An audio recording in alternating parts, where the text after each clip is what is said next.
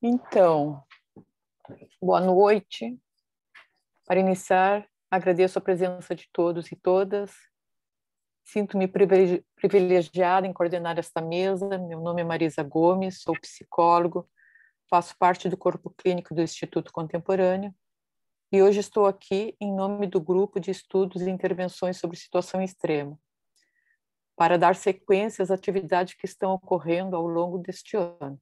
A cada 2 meses, realizamos uma roda de conversa com temáticas sobre a psicanálise e as diversas faces da violência.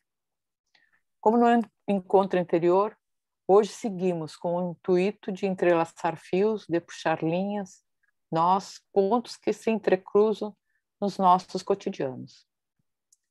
Freud, no Mal-Estar da Civilização, interroga-se sobre as fontes do sofrimento humano, e especialmente sobre a incapacidade dos homens de regrar as relações entre eles, no seio da família, do Estado e da sociedade.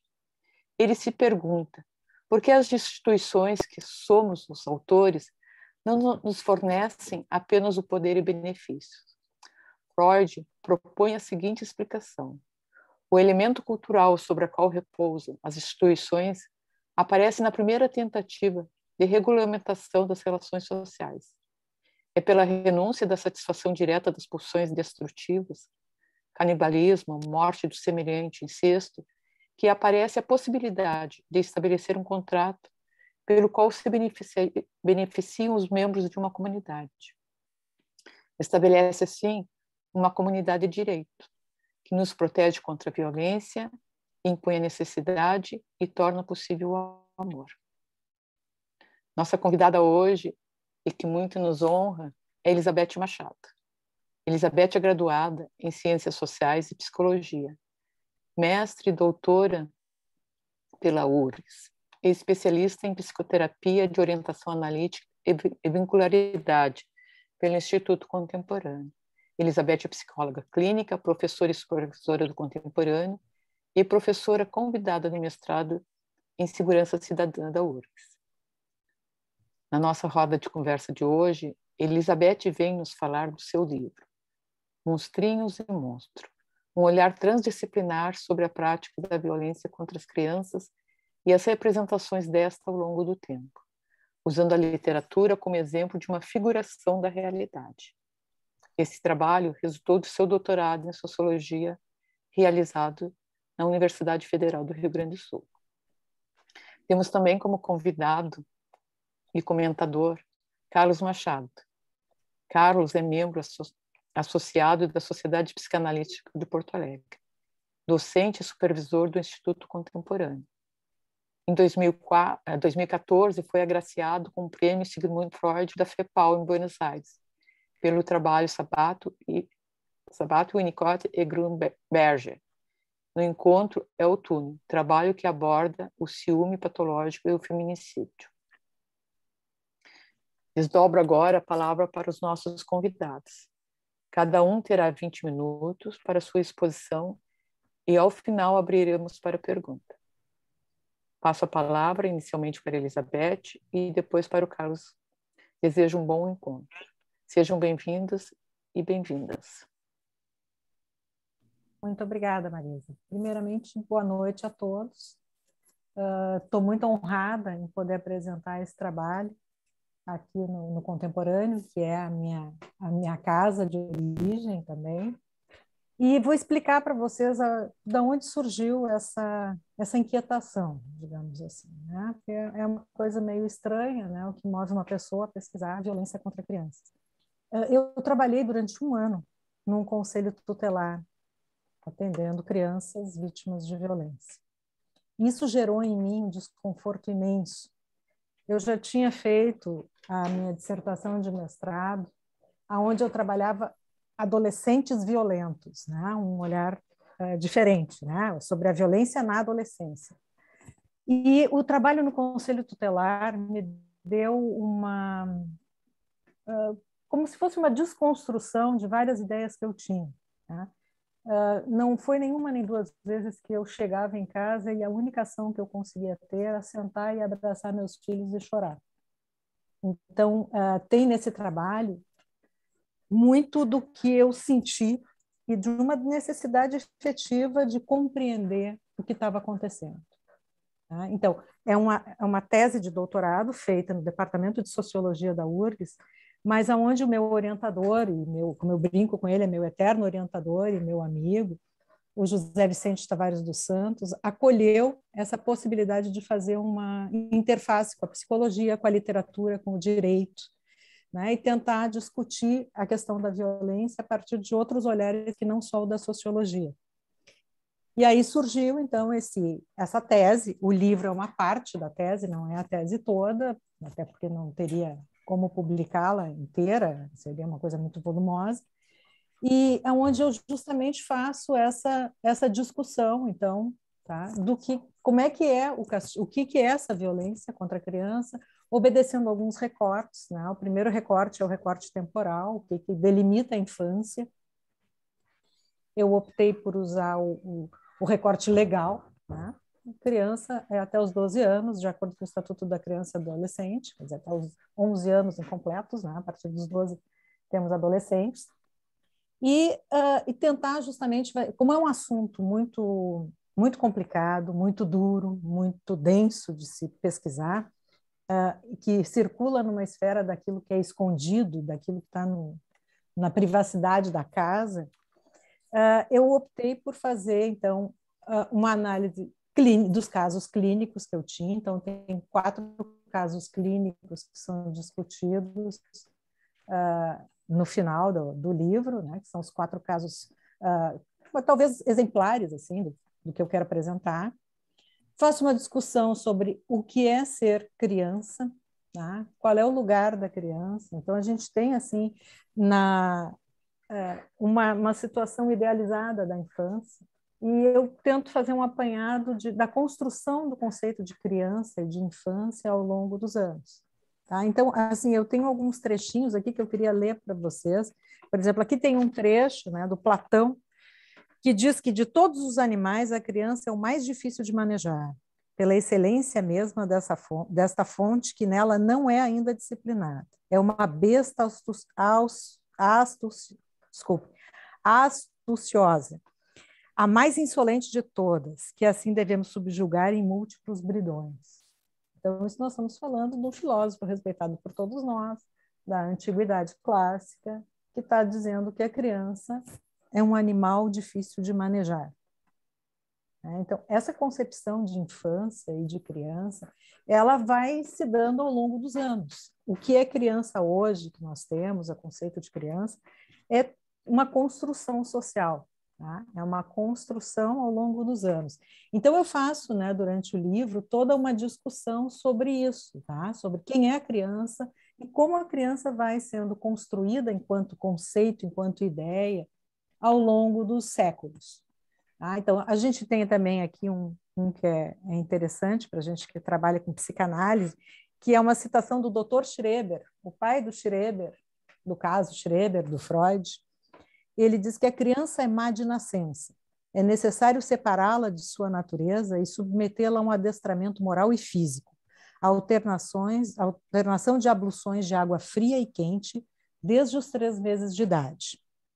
Alteração de terror e sedução. A criança deve adquirir precocemente a arte da renúncia. Deve-se tomar posse, portanto, do seu ser para garantir o domínio do mesmo. Tá? É um pediatra falando sobre criança do século XIX. Tá? Então, é interessante, assim, eu tento mostrar, e gostaria que vocês, não temos tempo para discutir todas essas questões, assim, mas como a criança vai mudando. E a criança passa a ter um valor social. Assim, durante a Idade Média, a criança não valia nada. Tá? E a gente tinha uma situação pontual também com relação à delimitação dos espaços sociais. Tá? Por exemplo, a casa e a rua não eram como a gente pensa hoje, espaços separados, o privado e o público. Não, era tudo misturado. A criança, ela é um investimento desnecessário, porque a maioria delas não sobrevive. Elas morrem de doenças, elas são frágeis, né? Há uma certa condescendência, inclusive, com o homicídio de crianças, né? O infanticídio, porque elas nascem com problemas, ou as famílias não têm como sustentá-las ou como cuidar delas. Então, assim, há um número imenso de crianças abandonadas ou mortas. Tá? E ela não tem valor social. Não existe literatura sobre a criança, não existe uma história que dê conta desse lugar social da criança. Tá?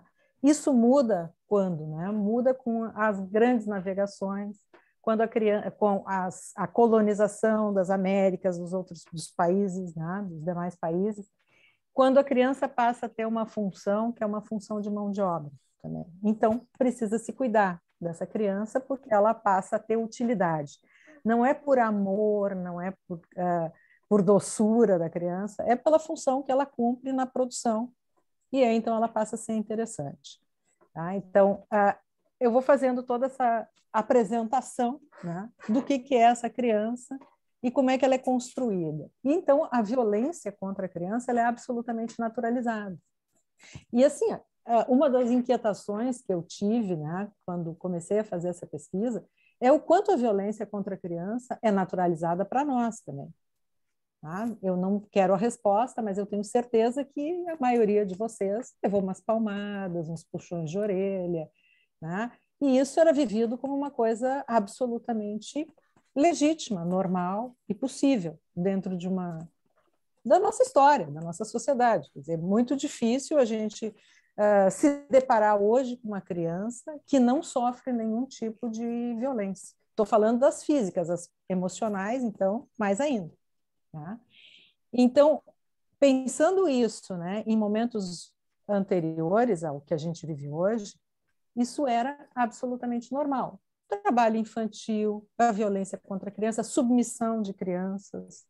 Né? Então, isso estava dentro de uma perspectiva coletiva, normal e social. Bom, a gente vai ter uma mudança disso, né? Então, como eu falei, com a criança entrando como uma pessoa que tem utilidade, não pela sua questão assim de ser criança, e isso vai, então, modificando. Na sociedade brasileira, a gente tem também uma mudança desse lugar, mas muito assim dentro de uma lógica de proteção da criança, mas sem interferir no que acontecia em casa. Tá? É aquela coisa assim, a gente pode ouvir o vizinho dando um corretivo no seu filho, mas a gente não vai lá se meter porque isso está na esfera privada. Essa é uma lógica que imperou. Espero que hoje a gente possa mudar um pouquinho isso. Mas é aquela história que nem briga de marido e mulher não se mete a colher, então pai e filho, mãe e filhos, menos ainda, tá? Porque isso acontece dentro de um espaço que é privado. E aonde não há possibilidade de fiscalização. Isso é uma coisa também que a gente tem que se dar conta. A gente só se preocupa com a violência contra a criança quando é uma coisa grandiosa, né? Quando aparece a mãe que jogou o seu filho no rio, né, dentro de uma mala, aí há uma comoção social, quando atiram a criança pela janela, né, aí isso nos mobiliza, mas isso mobiliza dentro de uma lógica de, bom, aquilo que era privado se tornou público. Né? Então, é uma mudança de olhar. Tá? Mesmo a gente tendo uma legislação imensa a respeito, ela é uma situação muito difícil de ser, como eu diria, de ser controlada. Tá? Então, assim, gente, o livro está dividindo sobre, primeiro, essa questão toda que eu faço, essa história da criança, o lugar da criança na sociedade brasileira. Depois eu faço uma discussão onde o Carlos participou ativamente, é o coautor, que é onde a gente vai discutir a teoria dos vínculos, né? Do conflito psíquico e dos vínculos, justamente com esse enfoque, né? Da violência dentro das relações familiares. Vou usar discursos, eu estou chamando de discursos, tá? É uma opção teórica aqui, que é o que eu chamo do discurso da clínica, do discurso da literatura, né? E das práticas. Então, na tese, eu faço a análise da legislação também, que aqui no livro não tá presente, tá? Da construção das leis a respeito de proteger as crianças. Então, assim, por que discursos, né? Porque as práticas em si são muito difíceis de serem analisadas, né? Porque só vem à luz aquilo que está no limite, né? Do suportável. Então, eu faço uma análise da literatura, que foi isso certamente por influência do meu orientador, mas aonde a questão toda da literatura é vista, né, com um conceito que ele usa junto com um outro professor da URGS, o Alex Nish Teixeira, o José Vicente e o Alex Nish Teixeira, que eles chamam de figuração séria da realidade. Tá? Então, a literatura servindo como uma representação da realidade. Tá? Então, eu analiso aqui 4 livros, tá? O Ateneu, do Raul Pompeia, que é de 1888, onde há todo um aspecto autobiográfico, uma construção, uma demonstração de situações de violência acontecidas dentro da escola, dentro do Ateneu, né, que foram, de certa forma, experimentadas por ele, e onde ele faz como é que eu vou dizer, uma representação do que está acontecendo na sociedade. É o ano da abolição da escravidão, tem toda uma mobilização social que está acontecendo aqui. Depois é o Menino de Engenho, do José Lins do Rego, que também há uma expressão da violência muito interessante, quer dizer, ele presencia a mãe sendo morta pelo pai quando ele é muito pequeno, tem toda uma questão do crescer e virar homem e ser submetido a violências, a participar de situações violentas também, a ser autor de violências. Depois o Capitães de Areia, do Jorge Amado, que é de 33, que já vem com um outro olhar, né, que é o olhar dos meninos rebeldes que se unem para confrontar a sociedade, enfrentar o sistema, que são abandonados socialmente, né? Porque o Ateneu e o Menino de Engenho, a gente está falando de meninos de classe mais alta. Aqui no Capitães de Areia, a gente já vê essa ideia dos meninos que se juntam para enfrentar o mundo, enfrentar a sociedade. Tem aqui um tipo de revolta social, né? Mas também com desfecho de morte, abandono, são meninos que estão abandonados, tá, o tempo todo. E o último livro que eu analiso é o Cidade de Deus, do Paulo Lins, que a maioria de vocês deve conhecer bem, porque virou filme e tudo. O Cidade de Deus foi escrito entre 86 e 93, e ele tem uma abordagem diferente já dos outros, onde não há nenhuma glamorização da violência, tanto a sofrida quanto a praticada pelos meninos. A Cidade de Deus passa por 3 etapas da construção até a década de 90 na Cidade de Deus, que é uma enorme favela no Rio de Janeiro, e ele mostra a mudança de comportamento, né, dessa juventude, dessas crianças que viram depois adultos, traficantes, assassinos. Tem cenas de extrema violência, tem uma situação onde um menino mata um bebê, né, corta as mãos do bebê, faz de extrema violência, e uma ideia nova, assustadora, de uma violência quase que gratuita. Não diria gratuita, mas uma violência que busca uma indenização por aquilo pelas privações que sofreu. Tá? Não é mais a violência como algo sofrido pura e simplesmente. Né? É aquilo que se sofreu, se busca a indenização, vai ser cobrado adiante. Tá? Essa lógica da cobrança adiante, ela vai ser também discutida, né, quando a gente fala das questões familiares e do discurso da clínica, porque a gente identifica uma questão transgeracional na violência. Tá? Então, aqui no Cidade de Deus isso já aparece, e é uma hipótese que eu trabalho, que é a ideia de que a violência não é pura e simplesmente um ato isolado, ela é uma construção de uma que se dá inicialmente dentro da instituição social família. Tá? Ou seja, é uma questão que é privada, mas que depende, está completamente relacionada com aquilo que é social e que é público. Tá? Depois, Marisa, me avisa quando estiver no meu tempo, por favor. Olha, tá correndo. Me emociono, estou falando, está correndo, né? Bueno. Tá correndo. Tá. Depois eu tenho um capítulo que eu faço uma análise, assim, ó, o capítulo 4, como eu disse, tá? Que é esse do conflito psíquico, a teoria do conflito psíquico e dos vínculos, o Carlos vai aprofundar. E depois eu tenho uma análise da campanha dos monstrinhos da Zero Hora, por isso o título, tá? Monstrinhos e Monstros, aonde eu fiz uma análise dessa campanha que foi de junho de 2003, a primeira, tá? Depois teve outra, O Amor é a Melhor Herança, Cuide da Criança, é a que eu analiso, que é de junho de 2003 a novembro de 2004. Essa campanha, ela tem uma característica muito interessante, que é trazer para a discussão pública aquilo que inicialmente era privado. Tá? Ela tem, assim, no livro tem ali a quantidade de inserções em todas as mídias que houve, a repercussão, tá? Mas ela traz, né, nessa figura dos monstros do bem, os monstros legais, usa figuras do folclore, figuras míticas nossas, ela traz essa discussão daquilo que se passa dentro da esfera privada, traz para a esfera pública. Ou seja, a violência dentro de casa passou a ser um problema de todo mundo.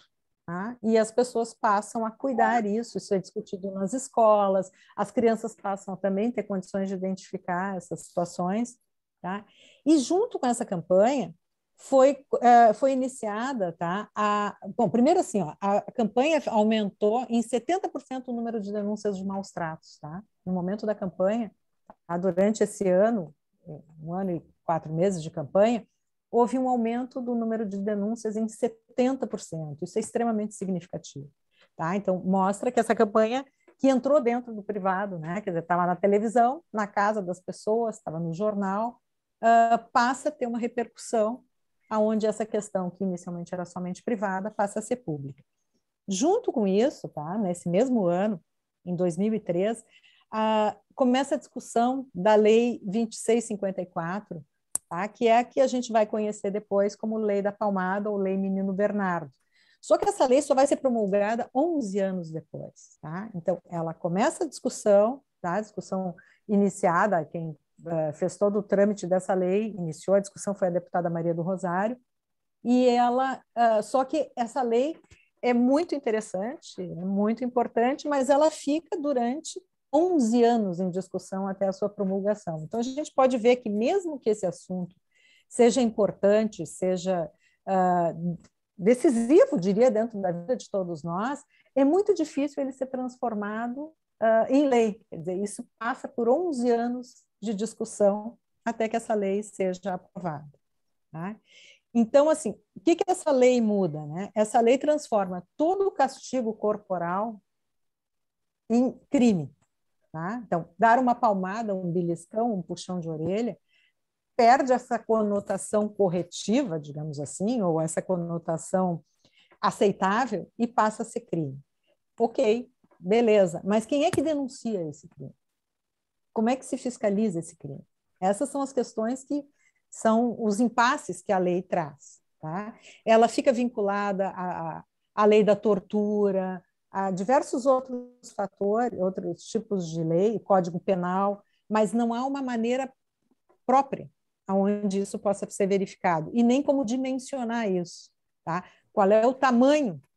Dar uma palmada, um beliscão, tem a mesma dimensão de dar uma surra de vara, coisas desse tipo que fica sem dimensão. Isso não tem como, e até hoje não tem como. Né?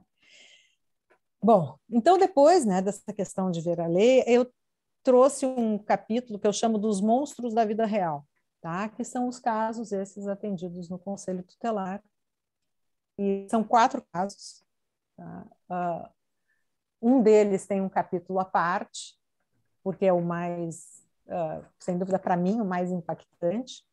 Mas o primeiro desses casos foi o caso todos os nomes, tá, são fictícios, obviamente, tá, de uma menina chamada Maria Helena, que eu chamo de Maria Helena, com 4 anos e 2 meses, cuja mãe faz uma denúncia de que o pai teria exposto ela ao ato sexual dele com a mulher do pai, no caso, a madrasta. Essa menina repete isso, ela tinha uma postura extremamente agressiva, era uma menina muito bonita, muito sedutora e muito agressiva. Ela me esculachava, me chamava de burra, idiota, fazia assim com os dedinhos e me xingava. Né? E ela tinha assim, a convicção de que ela dizia isso, que ela era quase anjada, ela era uma anja, né? E que tudo que a mãe contou tinha acontecido, embora a mãe tivesse depois assumido que era tudo mentira, que a mãe inventou, para que ela tivesse algum benefício com relação à guarda da menina, pensão e essas outras coisas que a gente conhece. Tá? Então, esse caso está descrito. Depois eu tenho um outro caso, que é o do João, de 10 anos e 6 meses. O João, até se tiver, meus alunos já devem ter me ouvido contar essa história. O João era um menino que era muito querido, estava abrigado há muito tempo. Todas as crianças, tá? Essa Maria Helena estava com a mãe dela, mas o João num abrigo, a gente atendia as crianças do abrigo.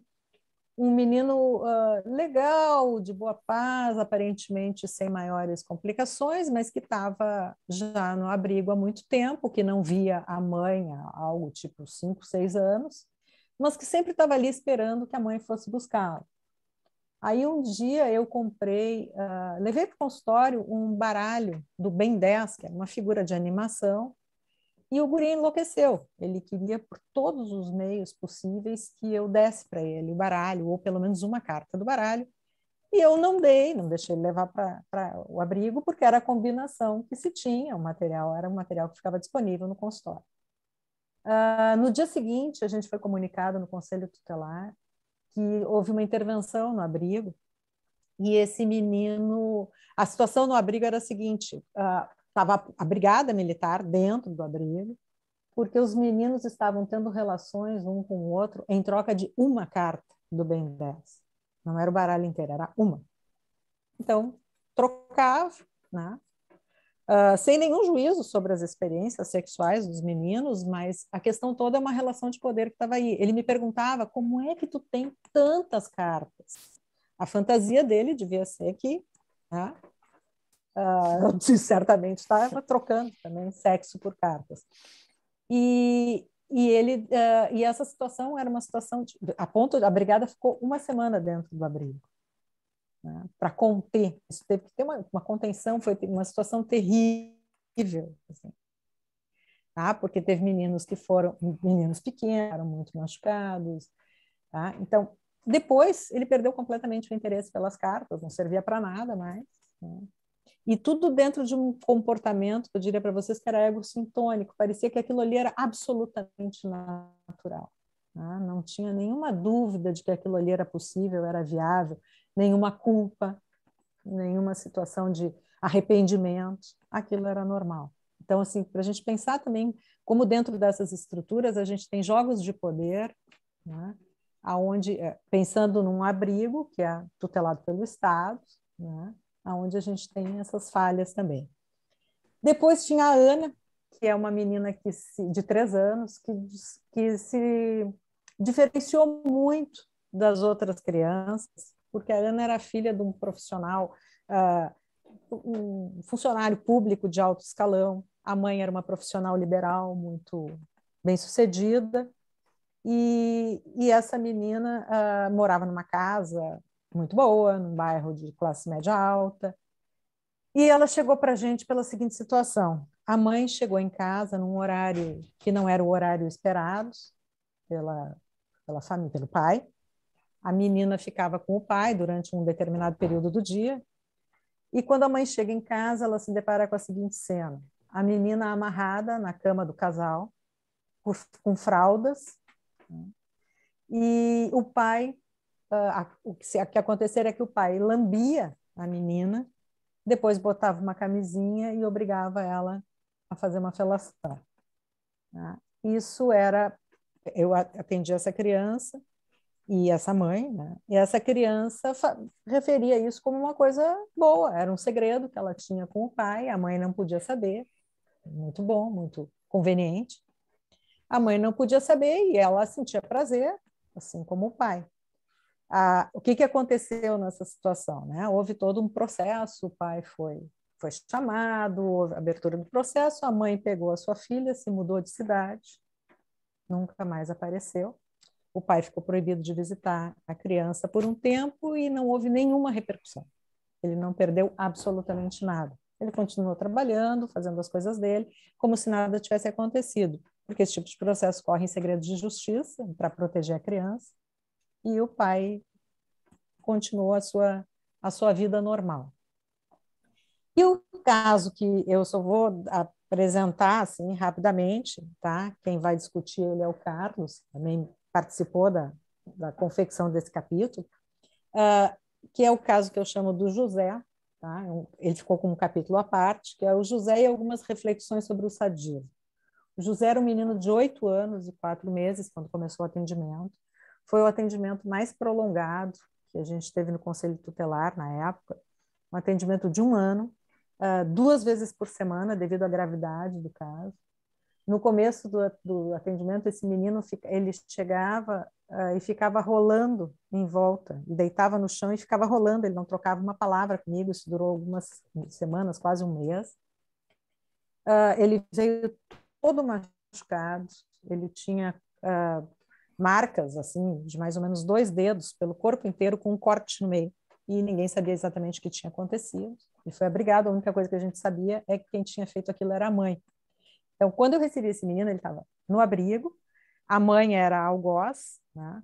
E ele tinha um pai que trabalhava num frigorífico na época, que não conseguiu ficar com o guri. Então, assim, a mãe, antes de eu conhecê-la, era tida para mim como uma figura monstruosa, porque esse menino estava completamente dissociado e muito machucado.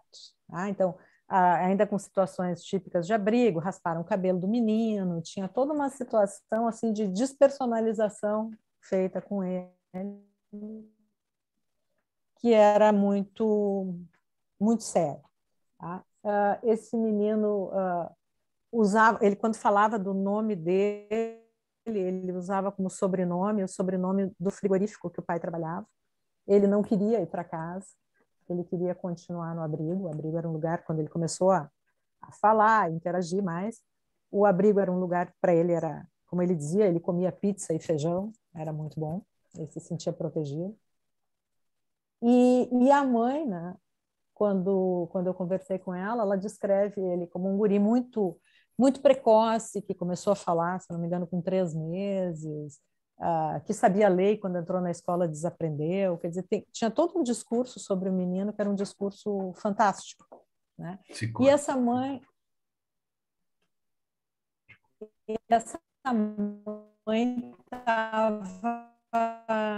estava grávida e ela tinha história, e depois a gente foi investigando, ela tinha tido outros filhos homens nos quais ela batia. E uma única filha mulher que não sofria nenhum tipo de agressão. A situação era tão grave que ela estava grávida de um menino e a gente teve que solicitar uma medida protetiva para a criança que ia nascer por risco dela matar a criança. Tá? Então, assim, eu vou agora só dar uns dados aqui ligeirinho para vocês, tá? Só para a gente ter uma ideia de como essa situação é grave. Tá? No mapa, existe uma publicação chamada Mapa da Violência, produzida pelo Fórum de Segurança Pública, Fórum Brasileiro de Segurança Pública. Então, assim, em 2012 foi feita uma sobre infância, tá? E juventude. 63% dos casos de violência contra criança e adolescentes acontecem dentro de casa. 60,3% contra meninas. E os pais representam, o casal, 39,1% dos responsáveis. Tá? Sendo que a mãe é a principal agressora. Tá? A gente às vezes tem uma ideia de que a mãe protege. Não, né? Quanto mais jovem a criança, maior o risco de a mãe cometer alguma violência, principalmente antes de 1 ano.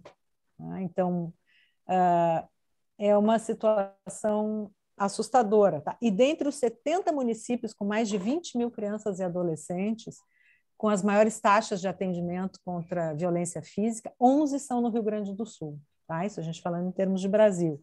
E a violência sexual, tá? Em relação à violência sexual, o Rio Grande do Sul tem 12 municípios entre os mais violentos, tá? Principalmente a região metropolitana de Porto Alegre. Tá? Então, agora eu vou fazer assim, eu vou passar para o Carlos, depois a gente responde as perguntas e conclui. Tá? Obrigada. Senão, já passei do meu tempo, né, Marisa? Já passei muito. É como vocês são Então, lado a lado, vocês, né, Sim. dividem. Uhum. Carlos, tudo contigo. Bom, então vamos lá. Em primeiro lugar, eu queria agradecer o convite, né, e dizer que com muita satisfação que vou fazer alguns comentários que a Elizabeth me propiciou, então. Primeiro, eu queria dizer que na própria apresentação do livro, eu já coloco que esse tema ele é muito difícil, ele é complexo, ele é negado, porque ele é muito pesado. Então, a nossa tendência é uma certa cegueira em relação a essas questões. E eu penso que essa é uma característica muito importante do nosso Instituto, do Contemporâneo, de buscar, né, mexer nisso aí para modificar alguma coisa. E como a Elizabeth coloca muito bem, a questão não se dá só nas classes mais baixas, se dá em todas as esferas. Então, isso é um aspecto importante. Eu penso que essa é uma característica muito importante do livro da Elizabeth. É um livro feito com, digamos, uma linguagem muito acessível de um tema tão difícil e tão pesado. É uma obra que congrega a própria essência do que se conhece como transdisciplinaridade, porque ela pega a sociologia, a literatura, alguma coisa da filosofia e algumas coisas da psicanálise. E aqui, algo que eu sempre coloco, né? O pessoal que convive comigo vai dizer, o Carlos vai repetir de novo, vai repetir. A psicanálise nas suas mais diferentes correntes, porque tem correntes muito distintas dentro desta disciplina que é a psicanálise. Então, ela consegue fazer digamos, essa interação entre esses vários segmentos da cultura. Eu acho isso muito importante, eu coloco isso na apresentação. É algo que serve para o ator que trabalha na sociologia, na psicanálise, na clínica, na literatura. É uma obra difícil pelo tema, mas ela vai conseguindo, com uma linguagem que eu considero extremamente acessível e sem aquela coisa que a gente muitas vezes vê em certas intelectualizações. Ela tem uma maneira muito fácil de escrever, uma linguagem muito fácil, mesmo num tema tão difícil. Tá? O capítulo 4, que a gente fez em conjunto, ele deriva, e a Ângela vai se lembrar, o pessoal também mais antigo do contemporâneo, de um trabalho que nós apresentamos e fizemos junto, a Elizabeth e eu, e foi publicado na Revista do Contemporâneo, que é um trabalho que junta Axel Honneth e Donald Winnicott. Axel Honneth é quem? É um filósofo sociólogo da Escola Alemã de Frankfurt, que pega a teoria do Winnicott, a teoria fundamentalmente do espaço transicional, e confere a isso uma substância muito importante, porque é o início da possibilidade ou não do sujeito humano ser reconhecido.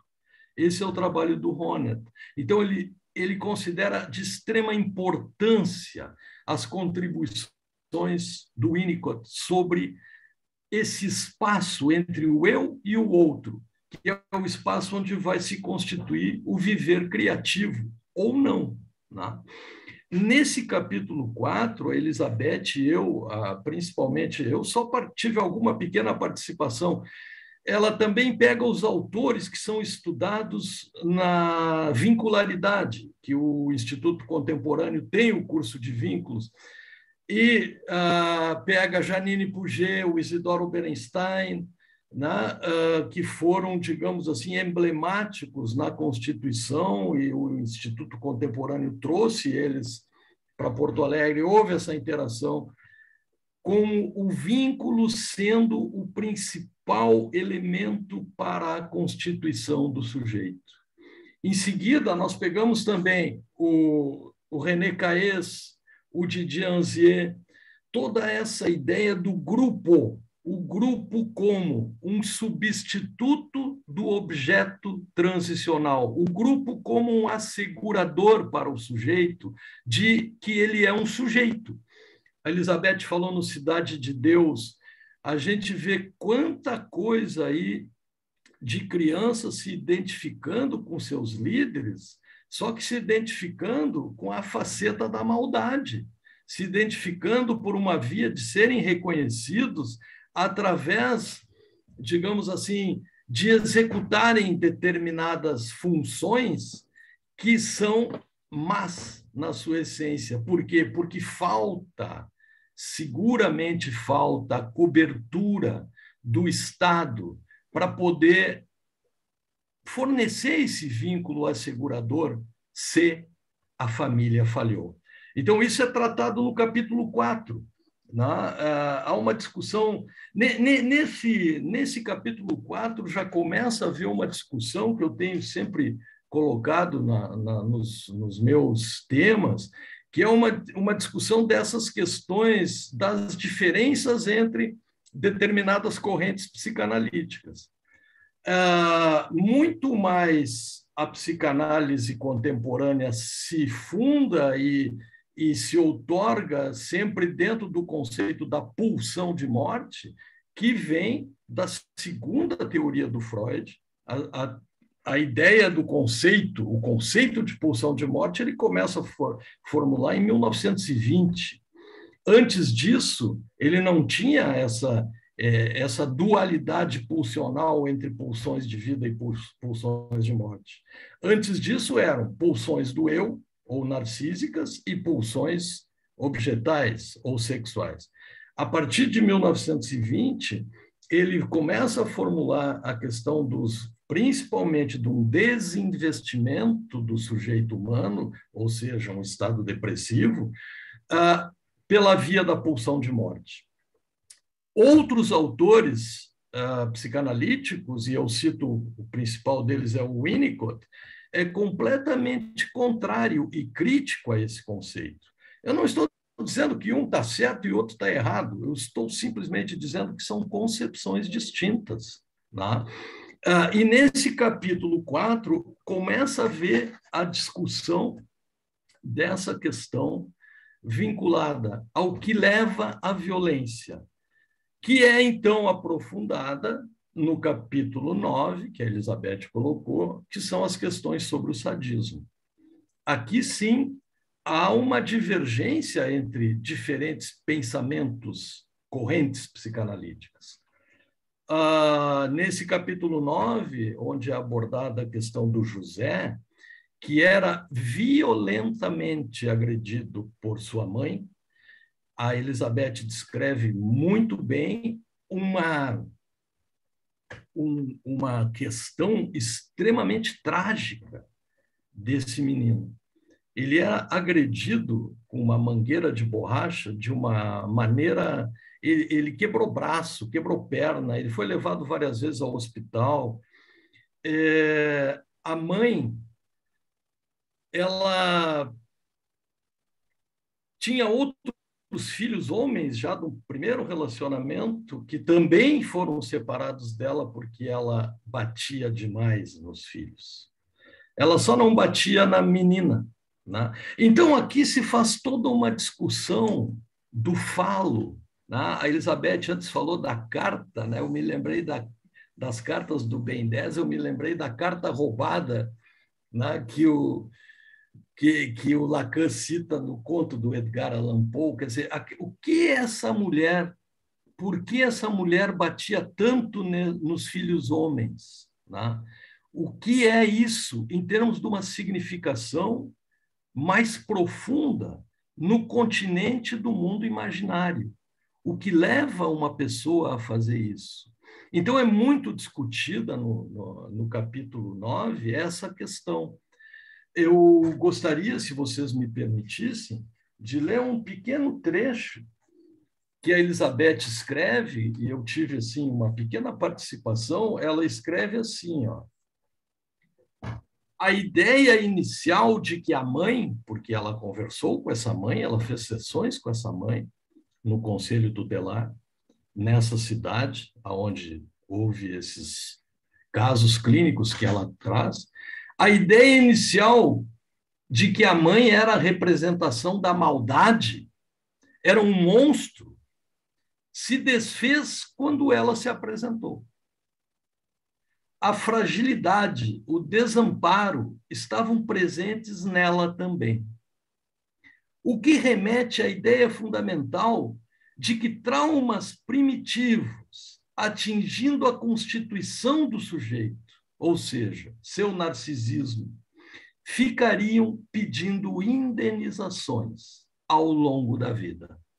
E aqui ela vai citar 2 autores que trabalham muito essa questão, sem o espectro da pulsão de morte, que é o Corrut, que tem reflexões sobre a fúria narcísica e os pedidos de indenização, e o Bela Grumberger, que é um autor que eu estudo bastante e que cita justamente a necessidade das pessoas terem uma indenização ilusória pelos traumas sofridos lá atrás.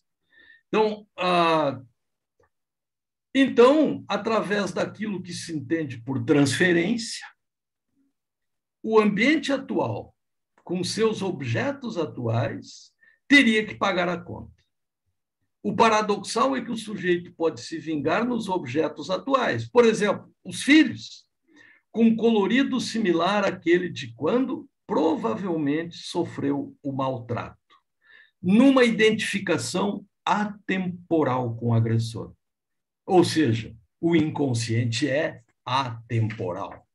Então, me parece que essa é uma inserção da psicanálise com todas as outras disciplinas, onde a gente vai buscar razões para essa violência.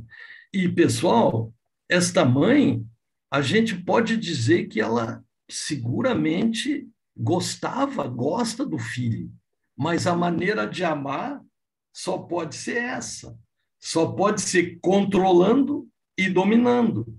Ou seja, o controle e o domínio são as essências do que se conhece por sadismo.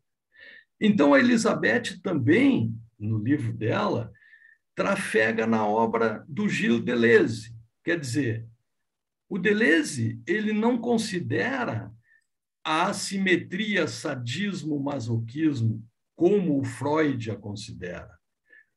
Em Freud, o Freud que criou o termo sadomasoquista, ou sadomasoquismo, como se um fosse o inverso do outro.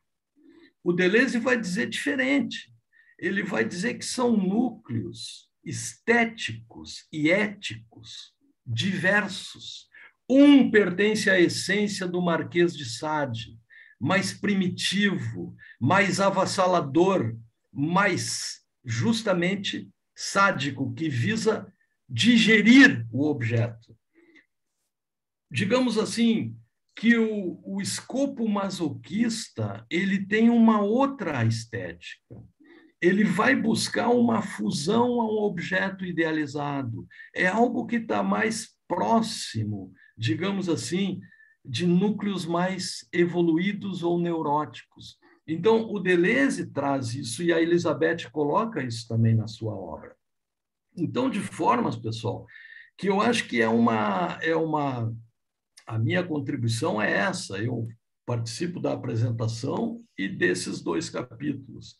Mas o fundamental é, na obra da Elizabeth, a tendência de trafegar em temas tão difíceis, tão densos, né?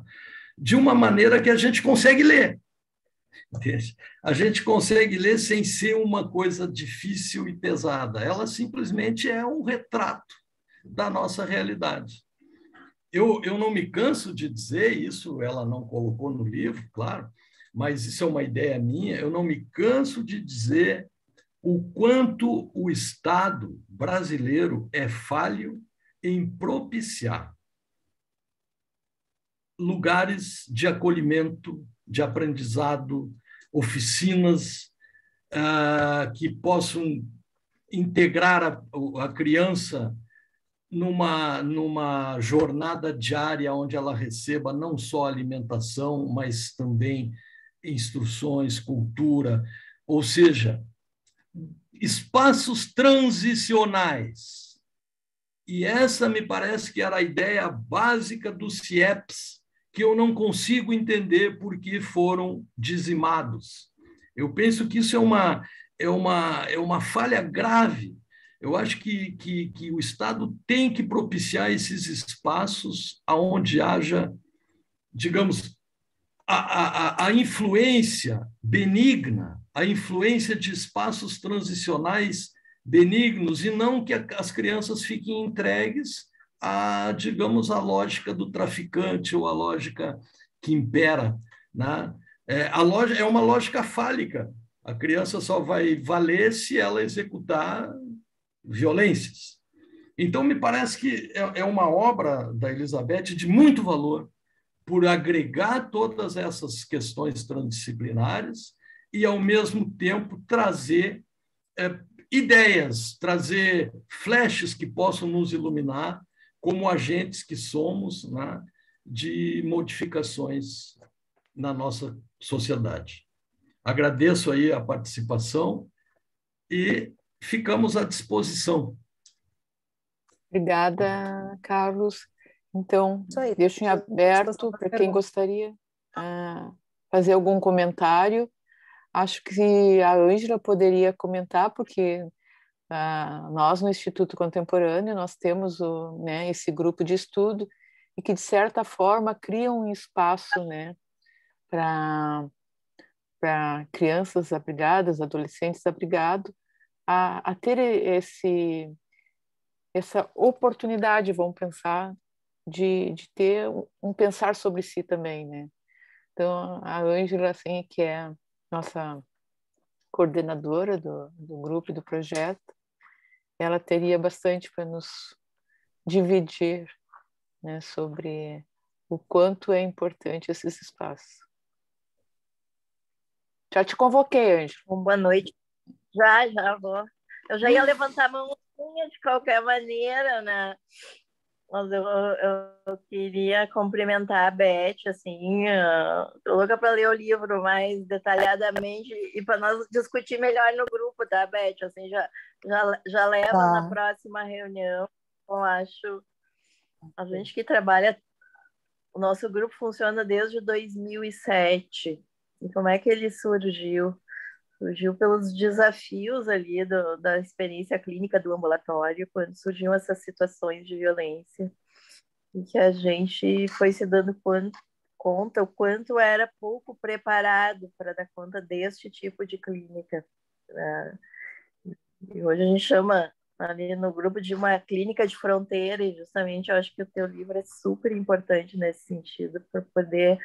Não dá para pensar a situação de violência se não puder pensar, né, em todas essas fronteiras e todas essas diferentes dimensões, né?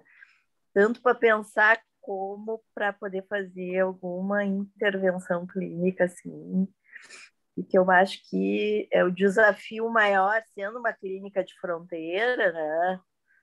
Porque tem a ver com esses diferentes espaços aí do social, do jurídico, econômico, da família e da singularidade de cada sujeito, assim, é muito desafiante nesse sentido, né? Mas o que eu acho essencial para todo mundo que trabalha com psicanálise é poder pensar as questões da violência na clínica. Porque o Freud, lembrando o Freud, ele começou a psicanálise com a teoria da sedução, com a ideia, né, de que os sintomas histéricos eram oriundos de uma ação de violência sexual. Depois ele foi para o trauma da fantasia e um pouco, por muito tempo, a questão do trauma vivido mesmo, da violência, ficou meio, né, de lado, pensado mais do ponto de vista da fantasia, do imaginário do sujeito, né? E acho que essa importância desse tipo de discussão é para trazer também para a pauta e para a gente ter como hipótese sempre presente, porque, como o Carlos disse muito bem, a questão da violência não tem classe social, não é só né, de populações negligenciadas, enfim. Então, recomendo aí para todo mundo, agradeço a presença, o nosso desafio, né, em fazer esse trabalho é poder interromper, de alguma forma, a transmissão da violência. Eu acho que esse que é um foco aí que a Beth também toca ali no livro, porque as modalidades de violência elas se transmitem de geração para geração. E a gente tem a responsabilidade no sentido de poder interromper, porque esta mulher que batia no filho deve ter sofrido violências terríveis também, né, inimagináveis. E se a gente for rastrear essas histórias de violência, a gente vai ver por gerações a gerações isso aí, né? Beth, muito obrigada. Carlos também, né? É um prazer estar com só para, digamos assim, colocar um pouquinho de pimenta aí mais no que a Ângela traz nessa contribuição. É muito comum na nossa clínica hoje, principalmente aquilo que a gente chama de clínica contemporânea, né? É muito comum em brigas de casal, de pai e filho, qualquer tipo de relacionamento, é muito comum a questão de ver quem domina quem. É muito comum, às vezes, o assunto é o que menos interessa. Se tropeça em palito, não importa, mas o que importa é quem é que vai dominar quem. E isso é muito tratado pelo Corrute, pelo Grumberger, na clínica, como o que é isso? Isso é pulsão de vida? Ou isso também pode ser, né? Não vou dizer o que está certo, o que está errado, pode ser uma necessidade de domínio para não se sentir frágil. Só que isso acaba sendo ilusório, porque as pessoas ficam... ninguém quer estar perto de uma pessoa que só quer dominar e controlar os outros. Tá? Isso é muito comum na clínica contemporânea. Só para trazer esse tempero. O outro não é um outro, né? É um objeto de uso, né? Mas é que, às vezes, isso é um comportamento experimentado por gerações. Na maioria das vezes, a gente observa isso, né? Nessas situações de violência extrema. E, assim, e pensar também nessas questões históricas. A violência contra crianças, ela sempre foi absolutamente naturalizada. Né? Quer dizer, é um direito dos pais, né? Domesticar, docilizar os corpos, né? Fazer todo esse movimento onde essa criança vai ser praticamente conduzida por um caminho determinado socialmente.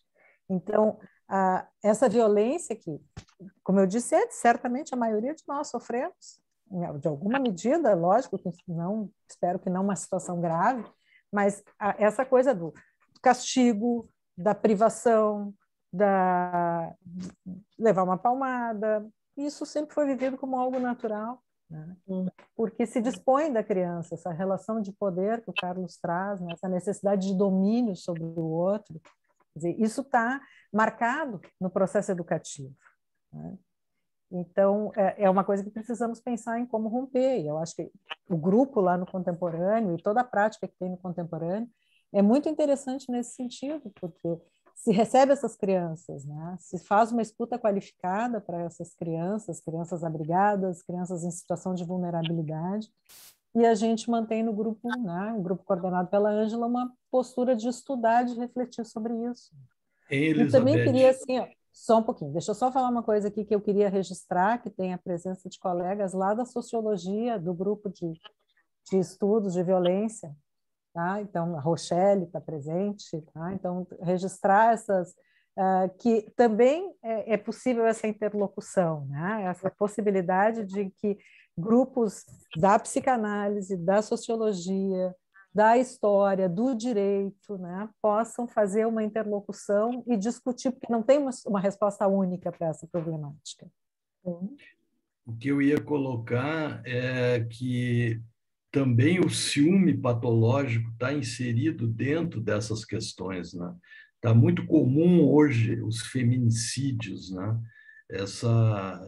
Isso também está dentro dessa questão, né? E isso nós abordamos naquele trabalho sobre o Ernesto Sábato, Sim. que é sobre o ciúme patológico. A Elizabeth salientou a presença da Rochelle, de colegas dela lá. Eu queria também salientar a presença de colega, caríssimo colega, que é o Favalli, da Sociedade Psicanalítica de Porto Alegre. Bem, tá aberta. A gente vai dar 2 inscrições e o tempo correu, né? Foi ótimo. Só que o tempo passa rápido, então quem gostaria de alguma pergunta, tá aberto.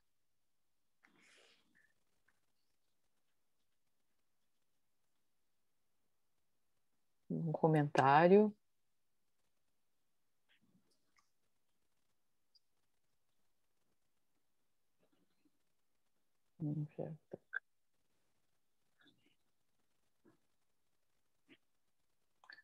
Sim. Creio que então a gente... Foi excelente, Elizabeth. Muito obrigada. Adoro te escutar e ainda mais falando sobre esse assunto, tu tem muita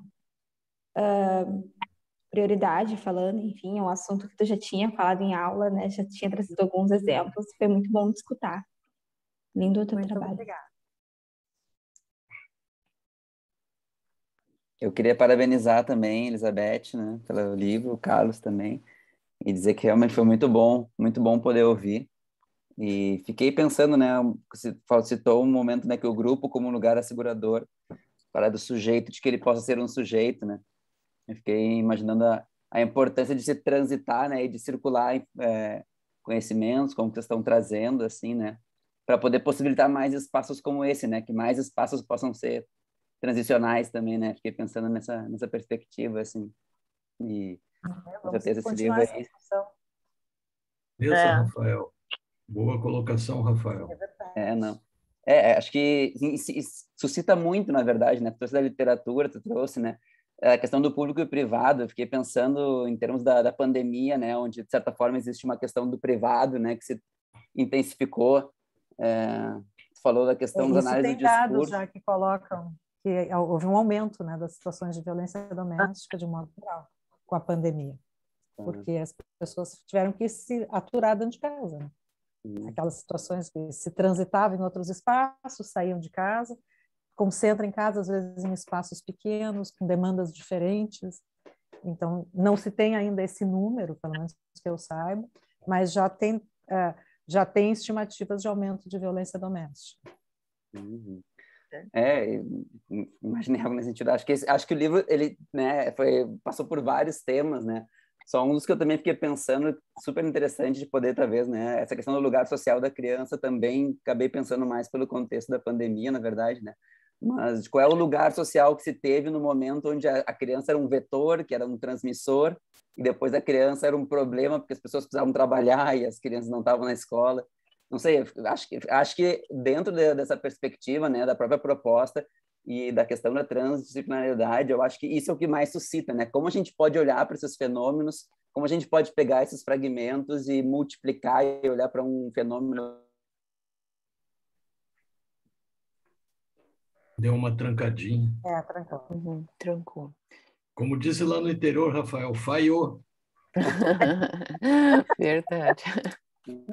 Só agradecer, então. Valeu, Rafael. Obrigada, Rafael. Tem uma pergunta aqui, Beth. Como fazemos para adquirir o livro? Olha, eu deixei no contemporâneo. Tá Então é no contemporâneo. Contemporâneo, se quiserem entrar em contato comigo, também a gente pode. E ele está disponível, tá? Tem livraria, tem na Circula, tem em sites, tá? Está disponível. Mas se quiserem, tem no contemporâneo. Uhum. E outros recados, assim, agradecendo, né, parabenizando, né, a oportunidade. Não sei se tu consegues ler, sim, né, no bate-papo ali que Sim. tem os recadinhos de parabéns, né, e de... Eu só tenho a agradecer. Uhum. E a delicadeza da fala e do assunto. Então é isso, agora, a gente agradece a todos de coração, Elizabeth, assim, pela tua exposição, acho que nos enriqueceu, trouxe várias coisas a pensar, né? E o Carlos também, que também ele provocou, trouxe situações, né, de pensar também de uma forma mais ampla, e a gente está aberto e até o próximo encontro, que daqui em novembro, né, será o próximo. Obrigado para todos, boa noite, fiquem bem. Boa noite. Obrigado, pessoal. Boa noite a todos. Boa noite. Beijos para vocês, obrigada. Beijos. Beijo. Tchau. Tchau.